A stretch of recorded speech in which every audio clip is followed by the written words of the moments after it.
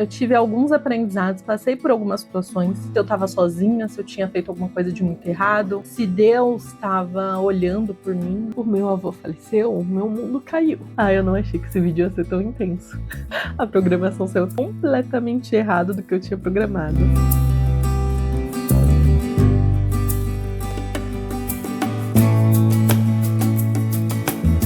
Oi, gente, tudo bem? Eu vou falar um pouco sobre quão é difícil você passar por situações que você se sente totalmente vulnerável, perdida, sensações de injustiça e como não abalar sua fé.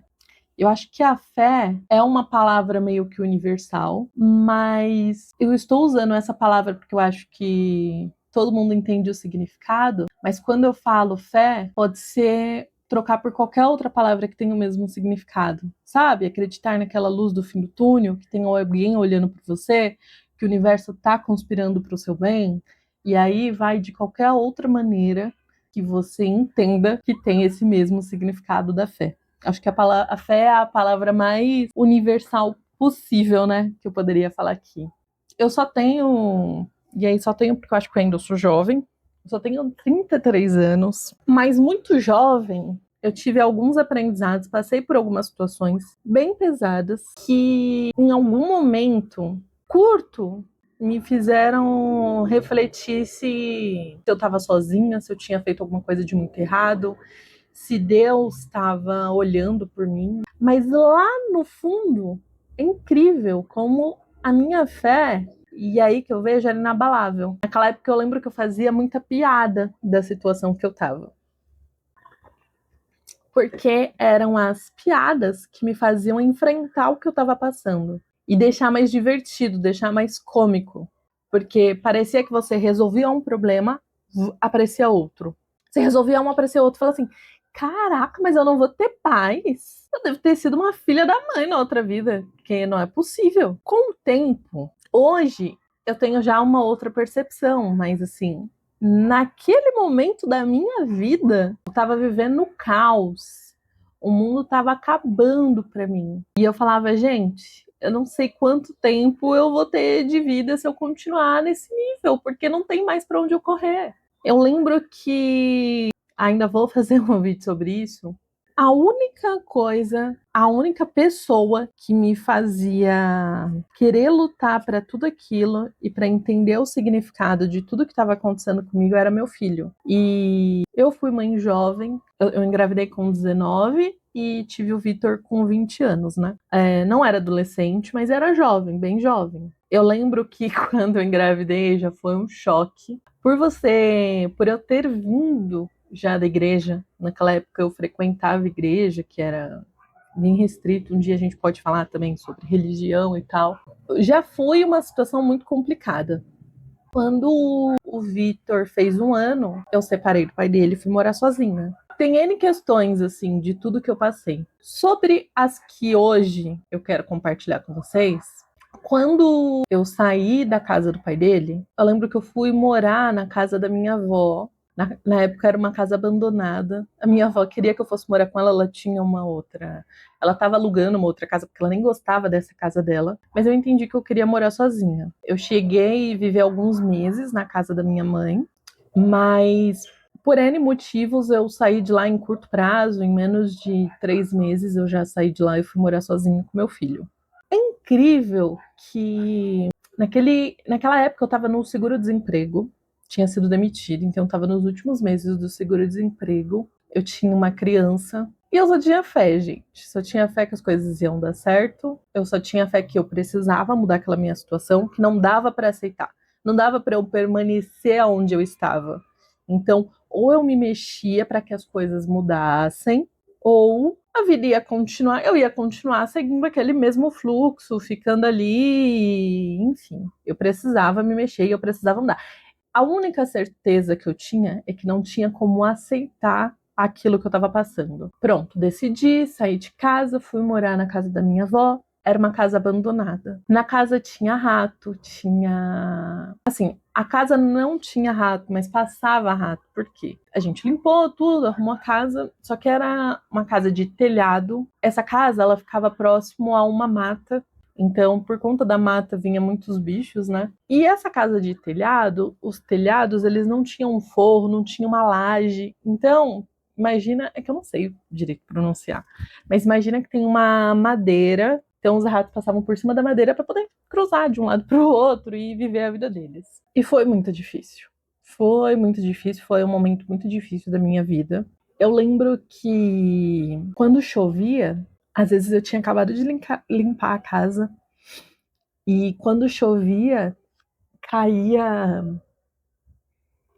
sujava toda a minha casa. A terra do telhado caía na parede e a minha parede enchia de barro, assim, porque a sujeira do telhado entrava pela calha. Às vezes eu tava deitada com o meu filho e olhava para cima, tinha rato passando por cima da gente e eu não podia assustar o Vitor. O Vitor achava que era tipo um hamster. E ele dava nome para os ratinhos. Ele falava, mamãe, esse daqui é o fulano, esse daqui. E eu lembro que eu sorria. Ficava, filha, isso é isso mesmo, que não sei o quê. Ah, legal, esse é o fulano, esse é o cicrano.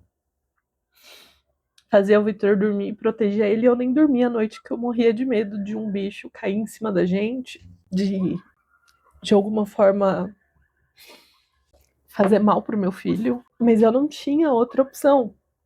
Eu tinha aquilo. Aquilo era a única coisa que eu tinha. Teve dias de eu ir trabalhar. Eu comentei já, né, que eu já trabalhei bem longe de casa. E quando eu chegava em casa, o cano tinha estourado. A casa estava cheia de água. Era uma casa que ela não era reta. Então, tinha onde eu e o Vitor dormia, o quarto tinha a parte alta da cozinha, parte alta da lavanderia e nosso quarto era no meio, era fundo. Então enchia de água. Cheguei cansada do serviço, ter que secar toda a água de madrugada e não tinha como passar rodo, então, né? Então, secar no pano, colocar no balde, jogar lá fora. Então, pegava a água, pegava o pano, jogava no balde e jogava a água para fora. E foram os momentos muito, muito, muito, muito difíceis da minha vida, sabe? Que quando eu volto para lá e eu vejo a minha realidade hoje, para mim é inacreditável onde eu tô hoje. É inacreditável os planos que Deus, que o universo, aonde as minhas escolhas me trouxeram, sabe? Eu lembro que quando eu tava lá, eu tinha a sensação de que eu não tinha nada, eu tinha só o meu filho. Quando a gente não tem nada, você não tem medo de perder nada. Porque se você não tem nada, você vai perder o quê? Eu acho que toda vez que eu começo a perceber que eu tô com medo de algo, eu me levo para esse lugar. Porque eu acho que foram um dos aprendizados mais fodas que eu já tive na vida. Porque quando você não tem o que perder, você não tem medo de decidir o que você tiver que decidir. Eu lembro que nessa época, além de não ter muito pouco, eu lembro que muitas pessoas que eu tinha certeza que eu podia contar, eu não pude. Eu não pude contar com essas pessoas naquela época. O que eu não julgo, sabe? Ok, eu precisava passar por isso. Fazia parte do meu aprendizado. E as pessoas que viraram a minha família naquela época foram os meus amigos. E eram pessoas assim que você nem imaginava. São pessoas que você tinha acabado de conhecer. Mas foram essas pessoas que me abraçaram, que me ajudaram.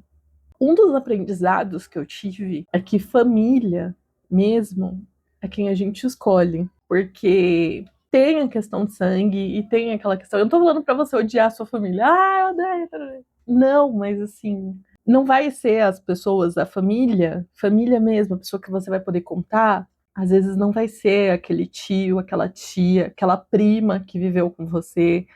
Não vai ser. E isso não é ruim. Não tô falando que essas pessoas estão erradas, elas estavam vivendo a própria vida delas. Mas eu tô tentando desmistificar que você pode contar com essas pessoas pro resto da vida. Porque não é sempre. Existem exceções, tá? Mas eu criei um lugar onde parecia que era outra coisa, entendeu? E que faz parte do meu aprendizado, e eu precisei passar por isso para eu poder aprender tudo que eu aprendi, para eu poder estar aqui. Eu lembro que naquela época, e é muito engraçado, porque hoje, quando eu lembro, eu vejo o quão pesado era o que eu estava passando. Mas na época, gente, eu lembro que quando eu falo com amigos e dou detalhes e tudo mais, fala assim, pessoas que conviveram comigo, fala assim, Dai, nem parecia que você tava passando por um negócio tão foda, porque você tava sempre sorrindo, você tava sempre fazendo piada, porque, gente, eu fazia muito piada da desgraça, eu nunca gostei de ser vítima. Em algumas situações, talvez eu ali contasse a história como vítima, acho que todo mundo faz isso. Ai, fulano fez isso comigo, que não sei o que. Então, algumas situações a gente acaba fazendo isso. Mas isso que era tão forte, eu não me colocava como eu falava, caraca, olha, mano, eu tô fiquei pobre é uma desgraça. Então eu lembro que eu já chegava assim no trabalho e falava assim, cara, pobre tem que mesmo, né? Fiquei o dia inteiro lá, a noite inteira, secando lá o negócio. Mano, e o Vitor ontem, que dava dando nome pros ratinhos? Mano, olha isso, gente. Pobre é cara, que não sei o quê. Eu acho que, na verdade, foi uma ferramenta que eu encontrei para ficar mais leve aquela situação que eu tava passando. Todas as situações, né, que eu passei. Eu acho que foi uma ferramenta para eu poder. Para ser mais tranquilo de viver tudo aquilo. E que super funcionou, tá, gente? Eu lembro que uma outra estratégia técnica, sei lá, e foi tudo da minha cabeça, tá? Uma outra regra que eu criei para mim mesma é que eu nunca posso chorar mais que 3 dias. Nunca. Então, assim, não é ficar triste, tá, gente? Eu vou até explicar aqui. Porque às vezes vai acontecer alguma coisa, você vai ficar triste por muito tempo, você tá absorvendo aquela situação. O meu ponto é que, assim, aquele momento que eu tava onde meu filho só tinha a mim e eu tinha que correr, eu tinha que trabalhar, eu tinha que fazer as coisas, eu não podia ficar ali chorando as pitangas e nada mais. Eu lembro que eu tive uma situação onde foi muito triste para mim. Vou dar o exemplo aqui da morte do meu avô. Enquanto acontecia todo esse caos na minha vida, o meu avô faleceu. E esse vídeo tá mais difícil do que eu imaginei. E eu lembro que eu fiquei muito mal pela morte dele. Muito mal. Mas naquela situação eu não podia deixar de trabalhar. Eu não trabalhava como CLT, né? Eu tinha um trabalho que eu meio que tinha as regras. Eu tinha horário para entrar, horário para sair, tudo certinho, mas eu recebia pelo que eu trabalhava. Quando dava a determinada data, o meu chefe, gestor, na época, ia lá e me dava o dinheiro. Eu frisei isso porque tem todos aqueles direitos que tem a lei trabalhista, mas naquela época não se encaixava porque eu não estava registrada. Eu não cresci com meu pai. Eu sou fruto de uma viagem. Minha mãe foi viajar, voltou comigo de presente. Então eu sempre fui muito apegada aos meus avós maternos, né? Então, tanto a minha avó como o meu avô. E a minha avó mesmo, cresceu com a minha avó morando no mesmo quintal. E o meu avô também muito presente, ele morava num bairro do lado, então ele estava sempre por ali. Quando o meu avô faleceu, o meu mundo caiu. Mesmo. Eu nunca tinha perdido alguém tão próximo. E eu já estava passando por um caos na minha cabeça. Então eu ainda estava mais fragilizada. Foi um dos momentos que eu vi que eu estava mais forte, sabe? Foi nesse momento que eu criei a regra dos 3 dias. Que eu falei, posso chorar, posso me paralisar durante 3 dias. Mas eu não posso passar disso. Porque no terceiro dia eu já tenho que pensar o que eu vou fazer nos outros dias. Porque o mundo não para. Eu lembro que uma época eu também trabalhei em uma empresa. Então eu tava nesse trabalho que não era CLT. Depois eu consegui um emprego CLT. E eu lembro que eu fiquei muito feliz. Só que, gente, esse emprego não tinha nada a ver com a minha personalidade. Eu tenho total consciência. Eu acho que foi justíssima a minha demissão. Mas naquela época não dava pra entender isso, né? E eu fui demitida em 3 meses. Gente, tinha sido um emprego que até aquele momento foi o emprego que eu mais ganhei na minha vida. Eu fiquei, meu Deus do céu, o que que eu faço agora? E eu usei essa mesma estratégia que lá atrás eu tinha usado com meu avô. Eu chorei os 3 dias. Só que no terceiro dia eu já tava pensando para quem que eu ia ligar e o que eu ia fazer para eu arrumar outro emprego. Na mesma semana, pra não dizer que foi a mesma semana, sei lá, se eu fui demitida na terça, na outra segunda eu já tava trabalhando de novo. Eu já tinha arrumado um trabalho. Ai, mas é longe. Ai, não, não tem longe pra mim não, eu quero emprego. Ai, mas é muito trabalhoso, não tem problema. Eu trabalho. Desde os meus 15 anos, ou menos até, porque eu já sempre faço algum biquinho, faço alguma coisa. Trabalhar nunca foi um problema pra mim, sabe? Eu nunca tive medo de trabalhar. Só que é incrível como a gente vai se perdendo no sentido do medo. Porque parece que quanto mais você vai conquistando, parece que quanto mais vai passando o tempo, ao invés de você ir perdendo medo, porque você teve tantos aprendizados e que você viu que a vida é tão justa. Porque eu me perdi um pouco aqui nas minhas emoções, mas eu tinha fé. Sabe, eu lembro que quando eu falava para as pessoas sobre o que eu estava passando e eu sentia que as pessoas estavam tendo dó de mim, eu falei assim: ah, não, mas assim, eu não entendo por quê, mas talvez eu tenha que estar passando por isso, eu não sei por quê. Mas assim, eu tenho a consciência de que eu não fiz nada de errado e que as coisas vão dar certo e que vai dar tudo certo. Então, por mais que doesse eu estar passando por aquilo, por mais que estivesse sendo difícil, eu sempre tive, eu acho que eu fui criando. Se eu não tinha, eu fui criando uma inteligência emocional muito forte. Então, como eu levava aquilo de uma forma muito leve, eu consegui passar por tudo aquilo. E com uma fé que as coisas iam dar certo. Gente, eu tinha uma fé que eu não consigo falar pra vocês. E cada coisa que aparecia, então, sei lá, consegui aquele emprego que eu falei pra vocês, CLT. Gente, meu sonho era TVR.